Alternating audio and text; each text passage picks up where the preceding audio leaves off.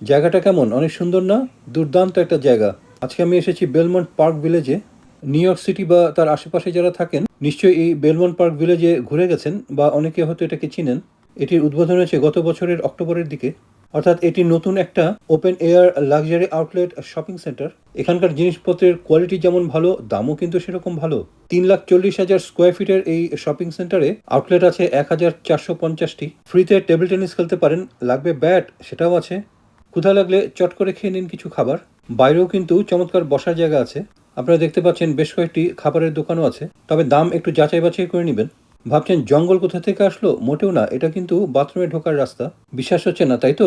এই যে দেখেন কত সুন্দর বাথরুম। মোস্ট ইম্পর্টেন্ট হচ্ছে কার পার্কিং, তাই তো? এদের যে অ্যারেনা আছে সেখানে যদি কোনো অনুষ্ঠান না থাকে সন্ধ্যা 6টা পর্যন্ত কার পার্কিং কিন্তু একদম ফ্রি।